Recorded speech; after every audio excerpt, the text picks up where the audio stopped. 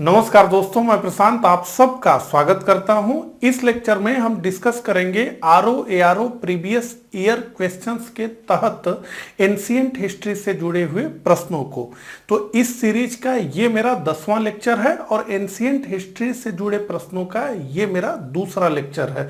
तो अभी तक अगर आपने इस सीरीज के सभी लेक्चर्स को एक क्रम से नहीं देखा है तो आप इस चैनल पे चले जाइए, वहां पर RO ARO previous year short paper के नाम से एक प्लेलिस्ट मिलेगी। उस प्लेलिस्ट में इस सीरीज के सभी लेक्चर्स एक क्रम से लगाए गए हैं, तो वहां जाकर के आप उन्हें देख सकते हैं। तो चलिए इसी के साथ इस लेक्चर की शुरुआत करते हैं। तो प्रश्नों पे आऊं उससे पहले आप सभी को मैं बताना चाहूंगा कि डिकोड एग्जाम की तरफ से आरओ प्रीलिम्स और मेंस दोनों के लिए एक कंबाइंड बैच बनाया गया है जिसका नाम है फाउंडेशन बैच। और इस फाउंडेशन बैच में वो सारा कुछ आपको डिलीवर किया जाता है जो कि इस परीक्षा को पास करने के लिए आवश्यक है। तो जितना सिलेबस है उन सभी के टॉपिक्स का वीडियो लेक्चर्स मिलता है, जितने टॉपिक्स हैं आपके सिलेबस में। इसके अतिरिक्त पीडीएफ नोट्स दिया जाता है, टेस्ट सीरीज आपको दी जाती है प्रीलिम्स के लिए। इसके साथ ही साथ मुख्य परीक्षा के लिए उत्तर लेखन का पूरा कार्यक्रम चलाया जाता है। तो अगर आपने मन बना लिया है कि आरओ एआरओ की आपको तैयारी करनी है तो ये जो कोर्स है ये आपके लिए बहुत अधिक सहायक होगा, क्योंकि इसमें एक ही जगह से सब कुछ आपको मिल जाएगा। कुछ भी आपको अतिरिक्त करने की जरूरत नहीं है। जो मटेरियल दिया जा रहा है उसी को अच्छे से पढ़ने की और वीडियो लेक्चर्स को देखने की आवश्यकता होगी। तो अगर आप इंटरेस्टेड हो तो आप 9506742546 पर हमें व्हाट्सएप कर देंगे फाउंडेशन बैच लिख करके, तो आपको रिप्लाई चली जाएगी और जो भी डिटेल्स आप इस कोर्स के बारे में जानना चाहेंगे वो सब आपको मिल जाएगी। तो चलिए, कोर्स की बात बहुत हो गई, अब सीधे प्रश्नों पे आते हैं। तो अभी तक हमने कुल 40 प्रश्नों को देख लिया है, अब उससे हम आगे बढ़ेंगे।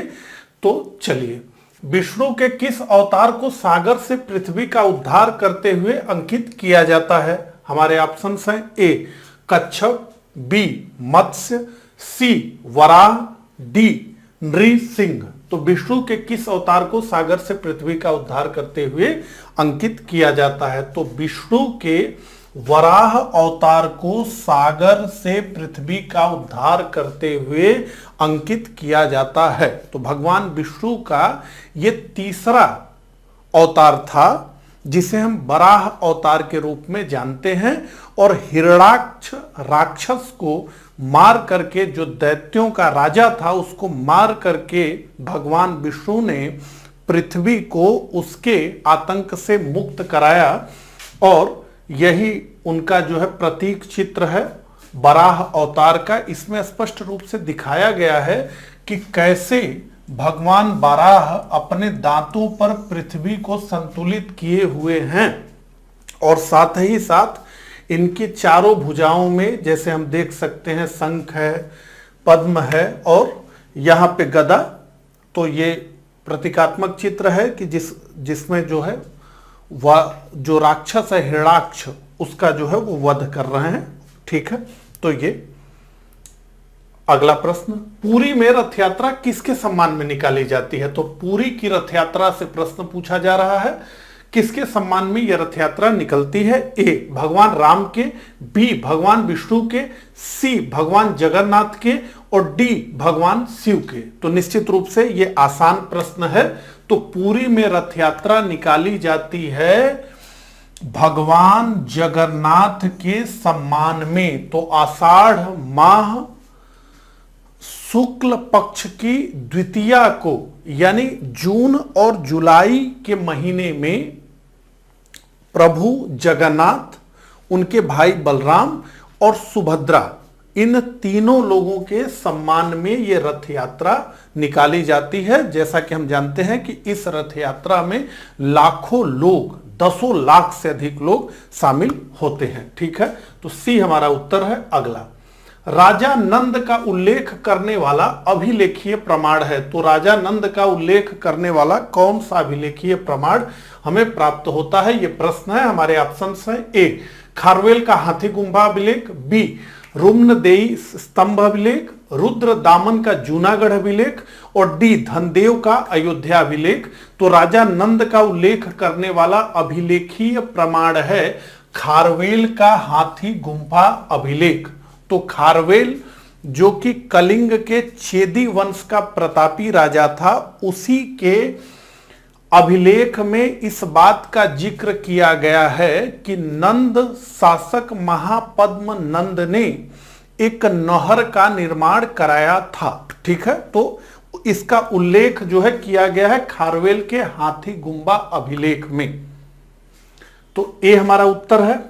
अगला, मगध का कौन सा सम्राट अपरो परशुराम के नाम से जाना जाता है? तो मगध का कौन सा सम्राट अपरो परशुराम यानी दूसरा परशुराम के नाम से जाना जाता है? बिंदुसार, अजातशत्रु, कालाशोक और महापद्मनंद। तो मगध का सम्राट महापद्मनंद अपरो परशुराम के नाम से जाना जाता है। तो इसे ही द्वितीय परशुराम कहा गया। तो यहां पे महापद्मनंद के बारे में कुछ महत्वपूर्ण फैक्ट्स लिखे हुए हैं, जैसे नंद वंश की स्थापना इसी ने की। महाबोधि वंश में महापद्मनंद का नाम एक उग्रसेन भी मिलता है, और इसकी एक उपाधि सर्व छत्रांतक की भी है, यानी क्षत्रियों का नाश करने वाला। और भार्गव, इसका भी अर्थ होता है दूसरे परशुराम का अवतार, यानी परा परशुराम। ठीक है, ठीक। अगले प्रश्न पे आते हैं। गौतम बुद्ध के समय का प्रसिद्ध वैद्य जीवक जिसके दरबार से संबंधित था? तो गौतम बुद्ध के समय का प्रसिद्ध वैद्य जीवक किसके दरबार से संबंधित था? ए बिंदुसार, बी चंड प्रदोत, सी प्रसेनजीत और डी उद्यन। तो गौतम बुद्ध के समय का प्रसिद्ध वैद्य जीवक बिंबिसार के दरबार से संबंधित था, और इसी ने अवंती नरेश चंड प्रदोत के दरबार में वैद्य जीवक को भेजा था बिंदुसार ने, इसका उल्लेख मिलता है। ठीक है, तो ये हमारा उत्तर है। अगला, निम्नलिखित में से कौन सा सही सुमेलित नहीं है? तो अब महाजनपद से प्रश्न पूछा जा रहा है। ए अंग चंपा, बी कौशल अहिछद्र, सी वत्स कौशांबी और डी मत्स्य विराटनगर। तो देखिए, कौशल अहिछद्र ये सही सुमेलित नहीं है। कौशल की राजधानी श्रावस्ती थी, और उत्तरी जो पांचाल था उसकी राजधानी अहिछद्र थी, इसलिए यह सही सुमेलित नहीं है। तो कौशल अहिछद्र नहीं है, बल्कि कौशल श्रावस्ती है। ठीक है, तो बी हमारा उत्तर है। अगला, चंपा किस महाजनपद की राजधानी थी? मगध, वाजी, कौशल, अंग। तो चंपा अंग महाजनपद की राजधानी थी। तो 47 का जो हमारा उत्तर है वो है डी। अगला प्रश्न, निम्नलिखित में से कौन सा एक सही सुमेलित नहीं है? तो ये भी महाजनपद से ही पूछा जाने वाला प्रश्न आ चुका है हमारे सामने। ए कंबोज राजपुर या हटक, बी अस्मक पोतल या पोटिल, सी सूरसेन कौशांबी और डी कौशल श्रावस्ती। तो निश्चित रूप से इसमें सभी सही सुमेलित हैं, केवल सूरसेन कौशांबी सही सुमेलित नहीं है, क्योंकि सूरसेन की राजधानी मथुरा थी। ठीक है, तो सी हमारा उत्तर है। अगला, यहां पर अंगुत्तर निकाय में जो 16 महाजनपदों का उल्लेख किया गया है उनकी लिस्टिंग यहां पर है। तो महाजनपद का नाम, उनकी राजधानी, इसके साथ साथ कुछ अतिरिक्त फैक्ट भी यहां पे बताए गए हैं। जैसे 16 महाजनपद जो थे उसमें 14 में राजतंत्रात्मक शासन व्यवस्था चल थी और 2 में गणतंत्रात्मक शासन व्यवस्था थी, जिसमें से पहला था वजी और दूसरा था मल। ठीक है, इनमें से 4 महाजनपद बहुत शक्तिशाली माने जाते थे, जिसमें पहला था मगध, ये सबसे शक्तिशाली था, कौशल, वत्स और अवंती। तो अवंती, कौशल एवं पांचाल की 2-2 राजधानियां थी। ठीक है, तो स्क्रीनशॉट ले लेंगे आप। अगला, पश्चिमोत्तर भारत में सिकंदर की सफलता निम्न कारणों से थी। तो पश्चिमोत्तर भारत में सिकंदर कैसे सफल हो गया, उसके पीछे क्या क्या कारण थे? पहला ऑप्शन, 1। उस पश्चिमोत्तर समय भारत में कोई केंद्रीय सत्ता नहीं थी। उस समय पश्चिमोत्तर भारत में कोई केंद्रीय सत्ता नहीं थी। 2। उसकी फौज बेहतर थी। 3। उसे देशद्रोही शासकों से सहायता मिली। 4। वह एक अच्छा प्रशासक था। तो नीचे दिए गए कूट से सही उत्तर का चयन करना है। तो देखिए, उस समय पश्चिमोत्तर भारत में कोई केंद्रीय सत्ता नहीं थी, यह सत्य है, इसीलिए सिकंदर वहां पर सफल हो गया। तो छोटे छोटे राज्य थे, कोई मजबूत केंद्रीय शक्ति वाला राज्य वहां पर नहीं था। उसकी फौज बेहतर थी, तो निश्चित रूप से वो मकदूनिया से चला था और जीतते हुए आ रहा था, तो उसकी फौज तो बेहतर थी ही, इसमें कहीं कोई दो राय नहीं है। तीसरा, उसे देशद्रोही शासकों से सहायता मिली, तो निश्चित रूप से देशद्रोही शासकों से उसे सहायता मिली। आंभी कुमार ने उसकी स्पष्टतः जो है अधीनता को स्वीकार कर लिया और उसके अभियानों में वो सहायक बनकर के बैठ गया। तो 1, 2, 3 चौथा ऑप्शन है वह एक अच्छा प्रशासक था। तो वह एक अच्छा प्रशासक था, इससे पश्चिमोत्तर भारत में सिकंदर को सफलता मिल गई, ये ठीक नहीं है। तो 1, 2 और 3 यानी बी हमारा उत्तर है। 49 का हमारा उत्तर है बी। अगला, उस वीर भारतीय राजा का नाम बताइए जिसे सिकंदर ने झेलम के तट पर पराजित किया था। ए अंभी, बी पुरु, सी चंद्रगुप्त मौर्य और डी महापद्म नंद। तो उस वीर भारतीय राजा का नाम है पुरु या पोरस, जिसे सिकंदर ने झेलम के तट पर पराजित किया था। लेकिन पोरस की वीरता को देखकर वो बड़ा जो है प्रसन्न हुआ, ठीक है, प्रभावित हुआ। अगला, गुजरात चंद्रगुप्त मौर्य के साम्राज्य में सम्मिलित था, यह प्रमाणित होता है। तो हमें कैसे पता चलता है कि गुजरात चंद्रगुप्त मौर्य के साम्राज्य में शामिल था? ग्रीक विवरणों से। ए बी रुद्र दामन के जूनागढ़ शिला अभिलेख से, सी जैन परंपरा से और डी अशोक के स्तंभ लेख 2 से। तो गुजरात चंद्रगुप्त मौर्य के साम्राज्य में सम्मिलित था, इस बात का प्रमाण हमें मिलता है रुद्र दामन के जूनागढ़ शिला अभिलेख में, जिसमें यह बताया गया है कि चंद्रगुप्त मौर्य के प्रांतीय जो राज्यपाल थे पुष्य गुप्त, उन्होंने सिंचाई के लिए बांध का निर्माण किया था सौराष्ट्र के क्षेत्र में। तो सौराष्ट्र गुजरात में हम जानते हैं, तो इसी से हमें पता चलता है 51 का जो हमारा उत्तर है वो है बी। आगे बढ़ते हैं। उत्तराखंड में सम्राट अशोक के शिलालेखों की एक प्रति कहां मिली थी? तो उत्तराखंड में सम्राट अशोक के शिलालेखों की एक प्रति कहां मिली थी?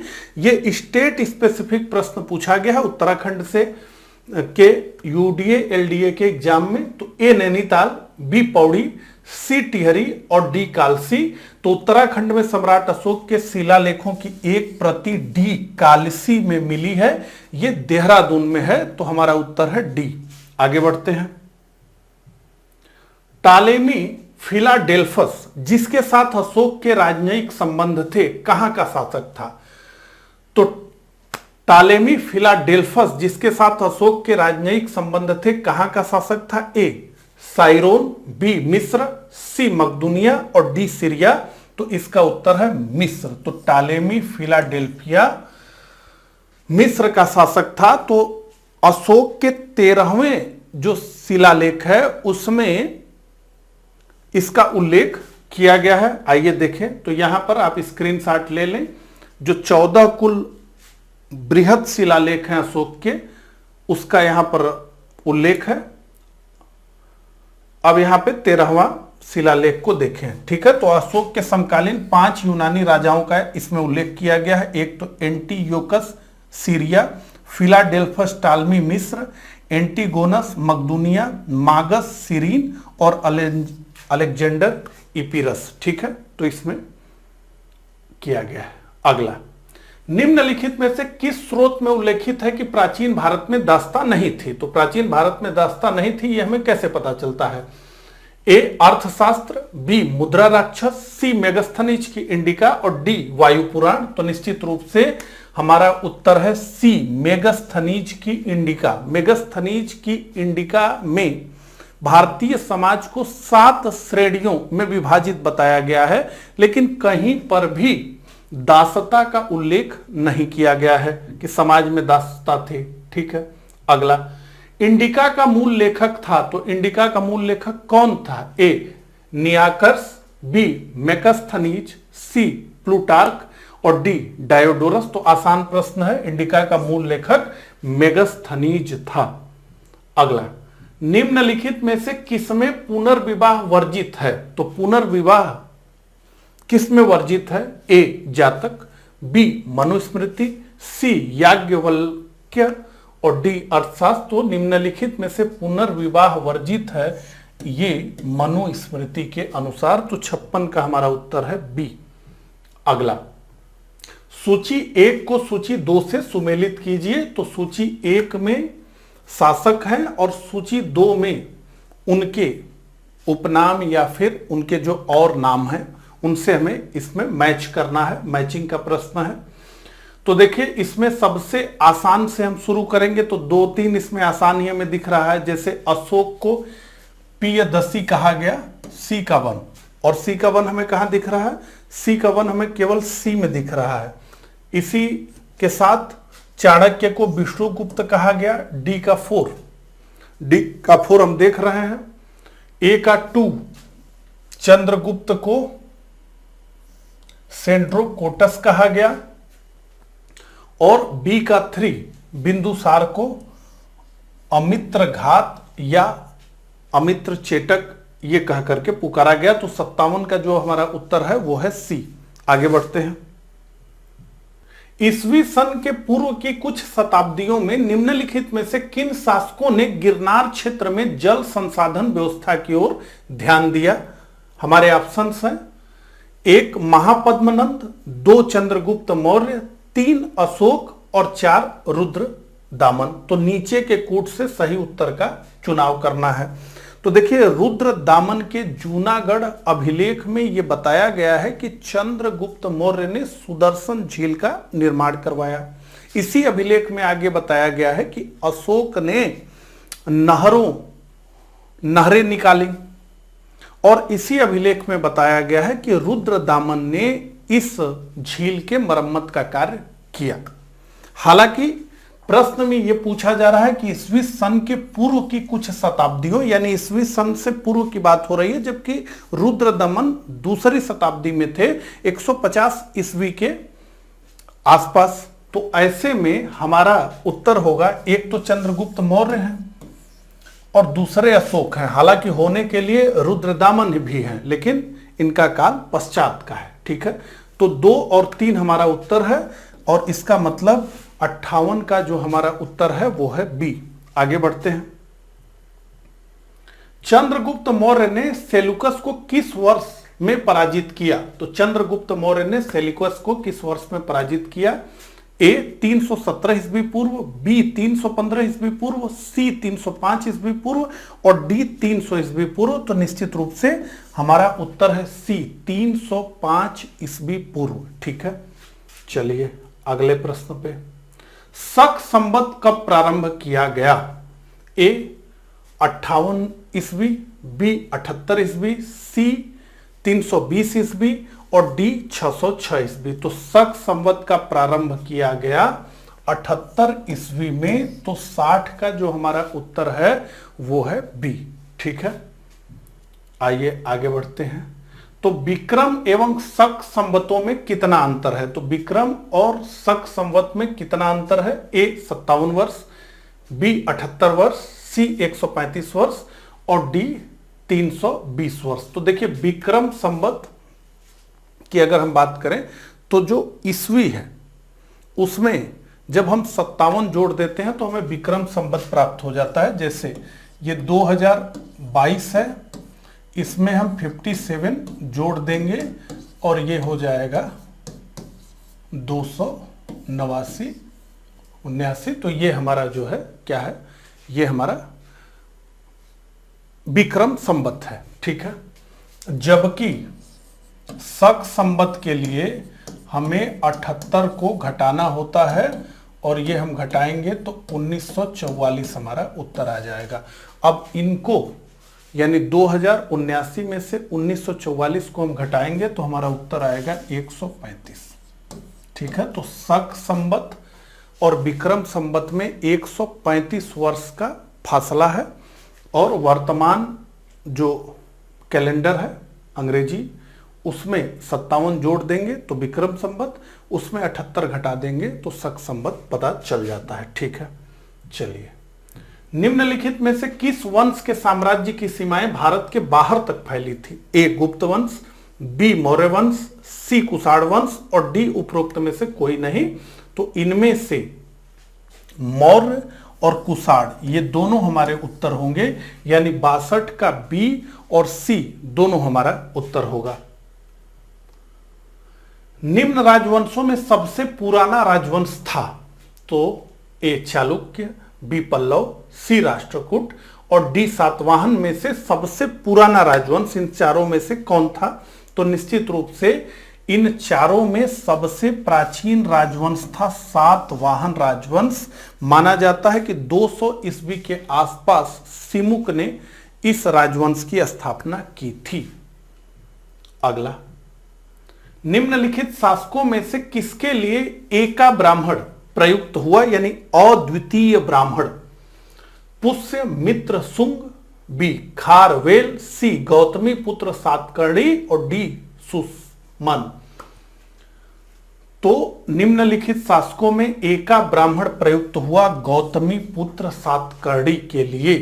तो बलश्री के नासिक अभिलेख में गौतमी पुत्र सातकर्णी को एका ब्राह्मण कहा गया है, यानी अद्वितीय ब्राह्मण, और इसका एक अर्थ और होता है ब्राह्मणों का एकमात्र रक्षक, इसे कहा गया गौतमी पुत्र सातकर्णी को। अगला, आंध्र सातवाहन राजाओं की सबसे लंबी सूची किस पुराण में मिलती है? ए वायु पुराण, बी विष्णु पुराण, सी मत्स्य पुराण और डी उपरोक्त में से किसी में नहीं।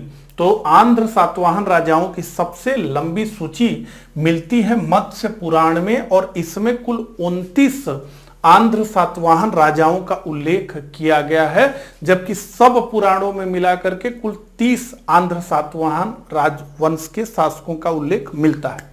ठीक है, अगला, नीचे दो कथन दिए गए हैं, एक को अभिकथन ए और दूसरे को कारण आर कहा गया है। तो अभिकथन ए क्या है?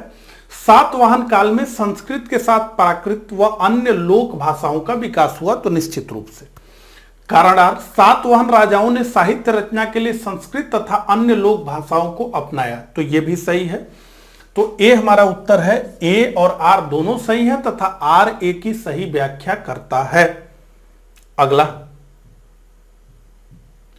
निम्नलिखित नगरों में से किसका उल्लेख कनिष्क के रबतक अभिलेख में नहीं है? ए श्रावस्ती, बी कौशांबी, सी पाटलिपुत्र और डी चंपा। तो देखिए, निम्नलिखित नगरों में से कनिष्क के रबतक अभिलेख में उल्लेख नहीं है श्रावस्ती का। तो कनिष्क का रबतक अभिलेख 1993 में प्राप्त हुआ अफगानिस्तान के रबतक नामक स्थान से, और इसीलिए इसे रबतक अभिलेख कहा जाता है। इस रबतक अभिलेख में कुल 4 शहरों की बात की गई है, जिसमें श्रावस्ती नहीं है, उसमें है साकेत, उसमें है कौशांबी, उसमें है पाटलिपुत्र और उसमें है चंपा। तो 67 का जो हमारा उत्तर है वो है ए। आगे बढ़ते हैं। सूची 1 को सूची 2 से सुमेलित करना है। तो फिर से सूची का प्रश्न आ गया है। एक तरफ तो शासक है और दूसरे तरफ वो किस वंश से संबंधित है, ये प्रश्न है। तो डिमेट्रियस, रुद्रदामन, गोंडोफर्नीज और बीम। तो एक तरफ पहलव, कुषाण, हिंद यूनानी और शक। तो रुद्रदामन प्रसिद्ध राजा है, ये शक है, हम जानते हैं। बी का 4 हमें कहां दिख रहा है? तो बी का 4 हमें दिख रहा है केवल और केवल सी में। तो सी ही हमारा उत्तर है। अब जैसे डी की बात करें तो डी बीम कैटफिश, ये कुषाण। तो डी का 2 हमें कहां दिख रहा है? देखिए डी का 2 भी हमें यहां दिख रहा है। ठीक है, तो ए का 3 डिमेट्रियस हिंद यूनानी शासक, रुद्रदमन शक शासक, गोंडोफर्नीज सी का 1। ठीक है, तो यही हमारा उत्तर है सी। 68 का उत्तर है सी। अगला, निम्नलिखित में से कौन सा युग्म सही सुमेलित नहीं है? एक तरफ यहां अमेरिका लिख दिया गया है, ठीक है, तो एक तरफ जो है अभिलेखों की बात की गई है और दूसरे तरफ शासक है, ठीक है, तो ये अमेरिका नहीं है, ये अभिलेख है, ठीक है। ए नासिक, बी हाथी गुम्फा, सी भीतरी और डी गिरनार। तो देखिए, ए नासिक गौतमी पुत्र, हाथी गुम्बा खारवेल, भीतरी जो कि उत्तर प्रदेश के गाजीपुर जनपद में स्थित है, सैदपुर के पास। ये जो भीतरी का लेख है ये पुलकेशनी द्वितीय से जुड़ा हुआ नहीं है, ये स्कंद गुप्त से जुड़ा हुआ है, तो सी सही सुमेलित नहीं है, ठीक है, बाकी सब सही सुमेलित है, तो 69 का हमारा उत्तर है सी, ठीक है। तो यहां पे महत्वपूर्ण जो अभिलेख हैं जिनसे लगातार एग्जाम में प्रश्न पूछे जाते रहे हैं, उनकी पूरी एक मैं सूची दे देता हूं उनकी विशेषताओं के साथ, तो इसका आप स्क्रीनशॉट ले सकते हैं, ठीक है। मैं एक एक करके पीपीटी को आगे बढ़ाता हूं। इसके पश्चात जूनागढ़ भीतरी, देखिए भीतरी की बात की गई है यहां। गुप्तकालीन शासक स्कंदगुप्त, हूणों एवं पुष्यमित्र के साथ स्कंदगुप्त के युद्ध का वर्णन, स्कंदगुप्त द्वारा विष्णु मूर्ति की स्थापना का उल्लेख, ठीक है, स्क्रीनशॉट ले लीजिए। अगले प्रश्न पे आइए। शक विजेता किसे जाना जाता है? तो किसे शक विजेता के रूप में जाना जाता है? ए चंद्रगुप्त प्रथम, बी समुद्रगुप्त, सी चंद्रगुप्त द्वितीय और डी कुमारगुप्त। तो शक विजेता के रूप में चंद्रगुप्त द्वितीय विक्रमादित्य को जाना जाता है। इसने पश्चिम भारत के अंतिम शक शासक रुद्र तृतीय को हरा दिया और पश्चिमी भारत से शकों का समूल नाश कर दिया। शकों के समूल नाश की वजह से ही इसकी एक उपाधि शकारी भी है, तो इसे शकारी भी इतिहास में कहा गया और इस उपलक्ष्य में इसने चांदी के सिक्कों का भी संचालन किया। तो 70 का हमारा उत्तर है सी। अगला, रजत सिक्के जारी करने वाला प्रथम गुप्त शासक था? ए चंद्रगुप्त प्रथम, बी समुद्रगुप्त, सी चंद्रगुप्त द्वितीय, डी कुमारगुप्त। तो रजत सिक्के जारी करने वाला प्रथम गुप्त शासक था चंद्रगुप्त द्वितीय। 71 का उत्तर सी। अगला, गुप्त स्वर्ण मुद्रा को कहा जाता था? तो गुप्त स्वर्ण मुद्रा को क्या कहा जाता था? कारसापण, दिनार, निष्क, सुवर्ण। तो गुप्त स्वर्ण मुद्रा को कहा जाता था दिनार। तो 72 का उत्तर है बी। अगला, तीसरी शताब्दी में वारंगल प्रसिद्ध था? ए तांबे के बर्तनों के लिए, बी स्वर्ण आभूषणों के लिए, सी लोहे के यंत्रों उपकरणों हेतु और डी हाथी दांत के काम हेतु। तो तीसरी शताब्दी में वारंगल प्रसिद्ध था लोहे के यंत्रों और उपकरणों को बनाने के लिए। तो अगरिया जनजाति द्वारा जो है ये कार्य किया जाता था। अगला, योगा के आविष्कारक थे? तो योगा के कौन आविष्कारक थे? आर्यभट्ट ए, बी चरक, सी पतंजलि और डी रामदेव। तो योगा के आविष्कारक निश्चित रूप से पतंजलि थे। तो 74 का हमारा सी है। लेकिन पतंजलि, महर्षि पतंजलि इसको का आविष्कार के ये कहना ठीक नहीं, इनसे पूर्व भी योग तो प्रैक्टिस में था ही। हम ये कह सकते हैं कि सुसंबद्ध दार्शनिक सिद्धांत के रूप में इसका विवेचन इन्होंने निश्चित रूप से किया, तो हम इन्हें आविष्कारक का दर्जा दे देते हैं। अगला, मीमांसा के प्रणेता थे? कड़ाद, वशिष्ठ, विश्वामित्र, जैमिनी। तो मीमांसा के प्रणेता थे डी जैमिनी। अगला, सूची 1 को सूची 2 से सुमेलित करना है। तो एक तरफ तो आचार्य हैं, महर्षि हैं और दूसरी तरफ आत्मा और परमात्मा के परस्पर सिद्धांत की व्याख्या उनके द्वारा जो की गई है वो है, यानी वेदांत दर्शन की बात की गई है, ठीक है। तो वल्लभाचार्य ए, बी रामानुज, सी माधवाचार्य, डी शंकराचार्य, ठीक है। तो एक तरफ है द्वैतवाद, पुष्टि मार्ग, विशिष्ट द्वैत और शंकर। तो ये पूरी फिलॉसफी है, बहुत समय लगा करके इसको समझना होगा। अभी तो फिलहाल ऑप्शंस में तो शंकराचार्य अद्वैतवाद की बात ये करते थे। डी का 4, और डी का 4 हमें कहां दिख रहा है, सी में दिख रहा है, ठीक है। तो ए का 2 वल्लभाचार्य पुष्टि मार्ग, बी का 3 रामानुज विशिष्ट द्वैत, सी का 1 माधवाचार्य द्वैतवाद, और डी का 4। तो 76 का जो हमारा उत्तर है वो है सी, ठीक है। चलिए, गुर्जर प्रतिहार वंश की स्थापना की थी। गुर्जर प्रतिहार वंश की स्थापना किसने की थी? ए नागभट्ट प्रथम, बी वत्सराज, सी हर्षवर्धन, और डी मिहिर भोज। तो गुर्जर प्रतिहार वंश की स्थापना नागभट्ट ने की थी, तो ए हमारा उत्तर है। अगला, सम्राट हर्षवर्धन ने 2 महान धार्मिक सम्मेलनों का आयोजन किया था। कहां पर? ए कन्नौज तथा प्रयाग में, बी प्रयाग तथा थानेश्वर में, सी थानेश्वर तथा वल्लभी में, डी वल्लभी तथा प्रयाग में। तो सम्राट हर्षवर्धन ने कन्नौज में एक बहुत बड़ी धर्म संसद का आह्वान किया था, जिसमें विभिन्न धर्मों और संप्रदाय के लोग आए, और उसका बड़ा विस्तृत उल्लेख किया गया है। ह्वेनसांग ने इसकी अध्यक्षता की। इसके अतिरिक्त प्रयाग में संगम तट पर प्रति 5वें वर्ष एक समारोह आयोजित किया जाता था, जो है हर्षवर्धन के द्वारा, और जिसे महामोक्ष परिषद इस नाम से पुकारा जाता था, ठीक है। तो ये हमारा उत्तर है।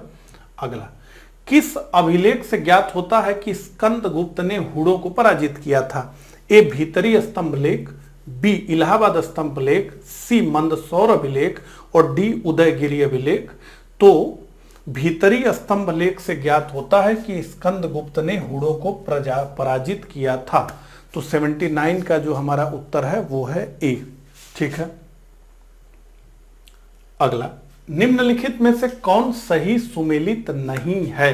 तो एक तरफ राजवंश है, दूसरी तरफ उन्होंने जो सिक्कों के धातुएं चलाए उसका उल्लेख है। तो कुषाण स्वर्ण एवं ताम्र, बी गुप्त स्वर्ण एवं रजत, सी सातवाहन स्वर्ण, और डी कलचुरी स्वर्ण रजत एवं ताम्र। तो निश्चित रूप से आप देख रहे हैं कि बहुत कठिन ये प्रश्न है, और इस तरह के प्रश्न बहुत ज्यादा हम जब देखेंगे 2021 के प्रीलिम्स में जो पूछा गया, मेंस में जो पूछा गया, तो उसमें तो बहुत सारा, और इसीलिए बहुत ज्यादा विवादित हो गए प्रश्न सारे, ठीक है। तो ये भी कठिन प्रश्न ही माना जाएगा। तो कुषाण स्वर्ण एवं ताम्र ये सही सुमेलित है, गुप्त स्वर्ण एवं रजत ये सही सुमेलित है, सातवाहन स्वर्ण यही सही सुमेलित नहीं है। हालांकि कई सोर्सेस में ये लिखा है कि सातवाहनों ने भी स्वर्ण सिक्कों का संचालन किया था, भले ही कम मात्रा में किया था, ठीक है। और डी कलचुरी। तो इस हिसाब से अगर हम देखें तो सातवाहन चांदी, तांबा, सीसा इन सबों के सिक्के तो चलवाए, लेकिन स्वर्ण के सिक्के नहीं चलवाए। लेकिन कई सोर्सेस में लिखा है कि अल्प मात्रा में स्वर्ण के भी सिक्के चलाए, तो ठीक है। तो इस प्रकार से आरओ 2001 से लेकर 2021 तक के प्राचीन इतिहास से प्रश्न जो आरओ एग्जाम में पूछे गए थे उन्हें हमने देखा। तो कुल 40 प्रश्नों को हमने इस लेक्चर में डिस्कस किया। तो मुझे कमेंट करके जरूर बताइएगा कि मेरा ये प्रयास आपको कैसा लगा। मिलता हूं इसी सीरीज के अगले लेक्चर में, तब तक के लिए आप सभी को नमस्कार, धन्यवाद।